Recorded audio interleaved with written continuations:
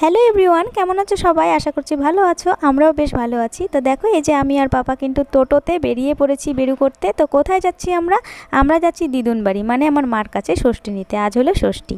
তো এখন বাজে প্রায় 12:30 পৌনে একটার মতো। তো আমরা আগেই যাচ্ছি, ওর বাবা কিছুক্ষণ পরেই যাবে। তো দেখো এই যে, তো ব্লগটা ছোট্ট একটা ব্লগ, আশা করি তোমাদের ভালো লাগবে, তোমরা দেখতে থাকো। এই যে আমরা অনেকক্ষণ হলো চলে এসেছি। তো এখানে রান্না প্রায় কমপ্লিট। তো মা এই যে এখানে মাংস কষাচ্ছিল, মটন। এই দেখো বেশ লাল লাল মটন।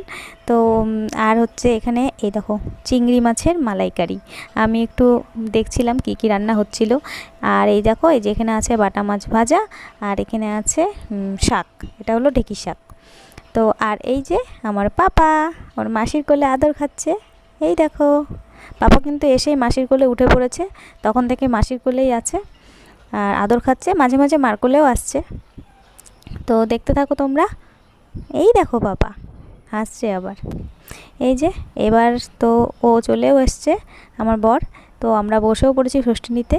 আমি মানে বেবিকে নিয়ে এসেছিলাম সেহেতু তখন মানে একটা চুড়িদার পরে চলে এসেছিলাম। এসে পরে এই যে ষষ্ঠী নেওয়ার আগে আমি শাড়ি পরে বসছি। আর আমাদের সাথে কিন্তু এবার আমাদের পাপাও বসেছে। পাপাও কিন্তু বেশ এনজয় করছে ব্যাপারগুলোকে। আগের বারের কথা তাই মনে পড়ছে।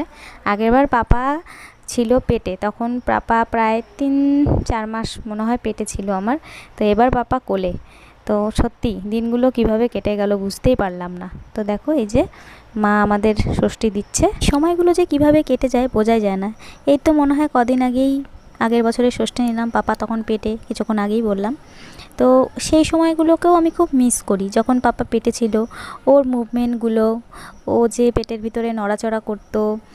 তারপর মানে কি বলবো, ডক্টর দেখাতে যেতাম প্রত্যেক মাসে, মানে এই সব মিলিয়ে আলট্রাসোনোগ্রাফি করতে যেতাম, সব মিলিয়ে এই সময়গুলো আমার কাছে খুব সুন্দর কেটেছিল।